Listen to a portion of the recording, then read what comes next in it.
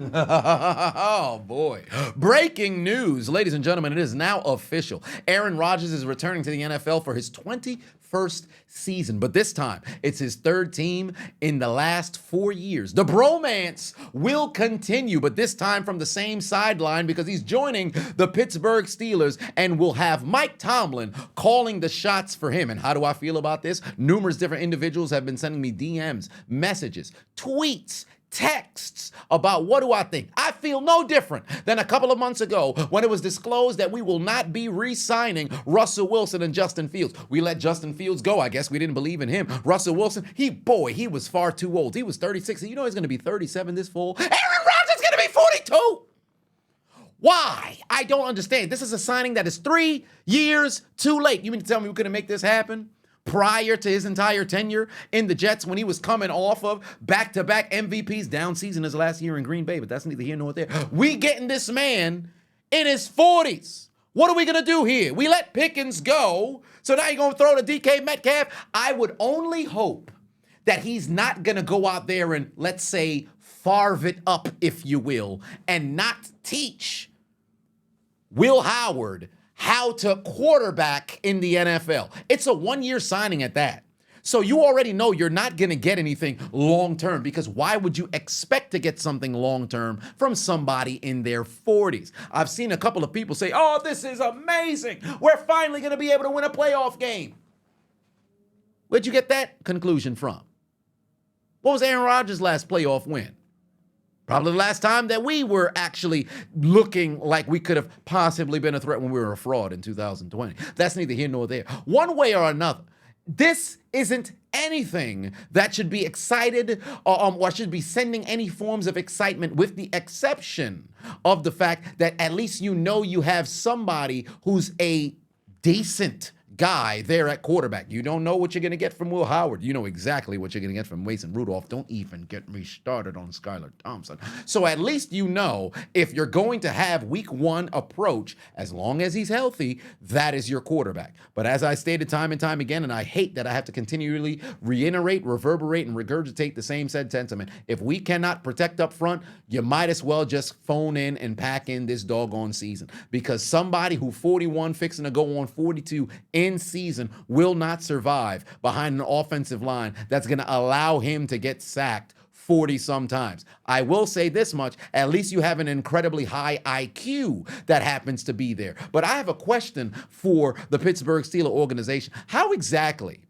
are you going to manage the distraction and circus that comes alongside Aaron Rodgers? Because call it what it is. This man has been going on McAfee's show on Tuesdays notoriously during the season over the course of the past 3-4 some years. So we've got to get this situated to figure out how exactly is that going to impact the team. Secondly, last year you had moments in which he threw his teammates under the bus when they did not necessarily go out there and perform to the level to his liking. And there were moments in which he didn't perform to his liking, and he didn't mess around and take accountability. Now, by all intents and purposes, this is somebody who's played 2 decades in the NFL, first ballot Hall of Famer, 4-time MVP. If I'm not mistaken, he's only behind Peyton Manning in MVPs. I believe he's tied with maybe somebody, but it escapes me. Whatever the case may be, this is a dude who there's going to be a media frenzy around him, and we have had to shun away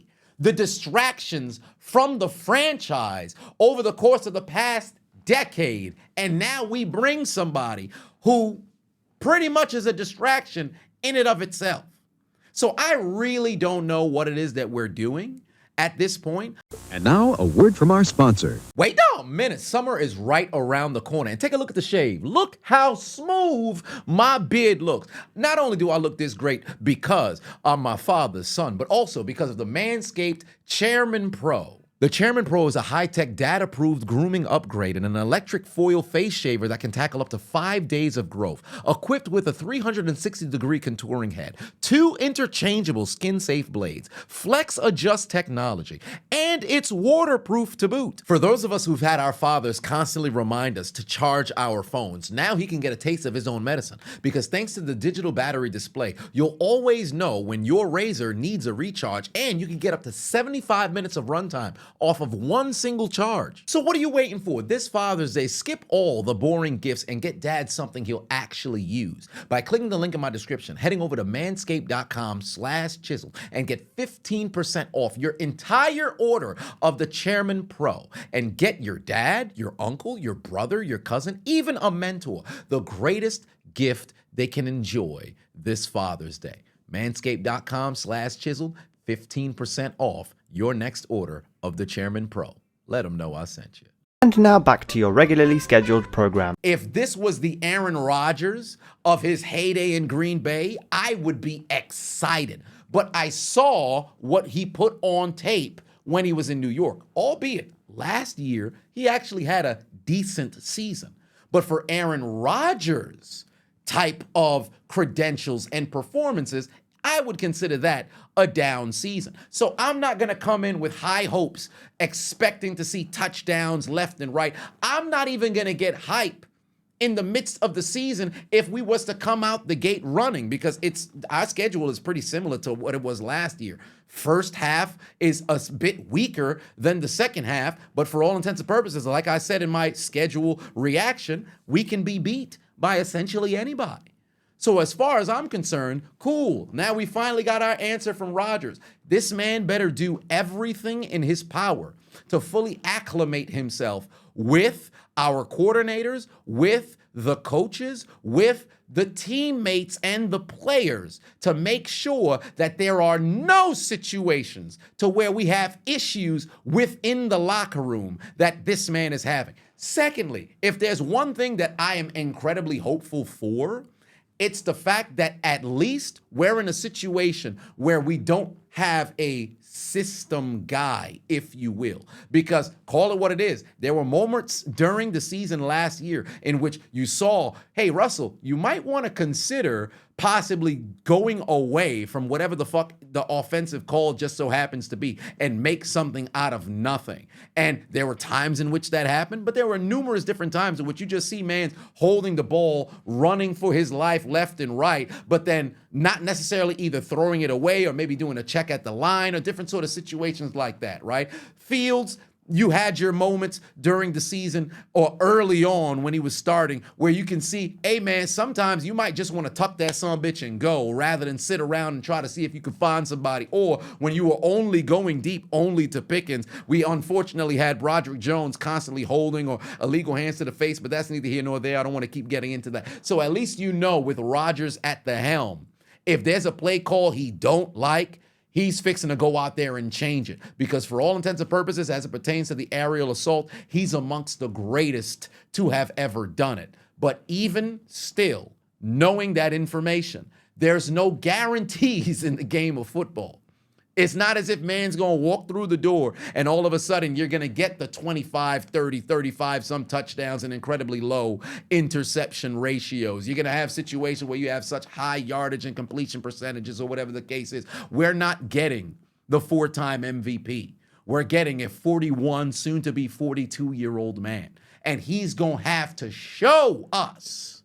He's going to have to show himself that he's still got something left in the tank, like Mark Henry in 2013. So, all in all, I'm glad that the hoopla is finished. We no longer have to play this damn tug of war with this man to figure out whether he's gonna be on the squad or not on the squad. Now we know who our quarterback, our starting quarterback will be. And ultimately, a win in this entire season for me is if Will Howard is now prepared to step in and take over as the starting quarterback for years to come, next year moving forward. Because I would highly doubt it's going to be a scenario in which we're going to see multiple seasons of Aaron Rodgers, unless, of course, this year happens to go so incredibly well and we end the season with a sour taste in our mouths to where now he wants to run it back. Unless something like that happens, I really don't see a situation where we're going to have this man for more than 1 year and then, we move forward there. So as long as we can have him teach Will Howard the ropes and set up the scenario to where we'll have our franchise quarterback moving forward, because unfortunately that wasn't the case with Big Ben to Mason Rudolph. But then call it what it is. We had numerous different times in which we had a chance to see Mason Rudolph in action as the starter, even when Ben was around, although albeit injured.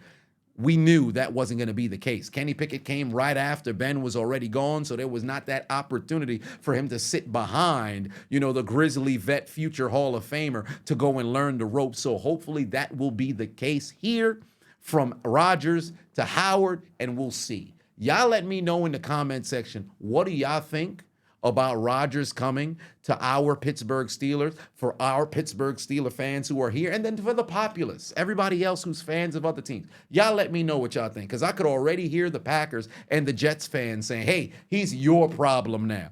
Deal with the circus. You thought it was cool when we was out here winning. Watch how bad it is when you mess around and you losing. So we shall see. I'm just hoping that he can perform throughout the entirety of the year, but above all else, remain healthy. Because if an injury just mess around and happen, I'm not going to do the whole 2-season, business that the Jets had over there. The Achilles goes, that's the career as far as I'm concerned. Get that man a Sinzu bean, have yourself a successful, recovery. But 2026, you ain't fixing to be here. So that's my thoughts on it. Y'all let me know what y'all think.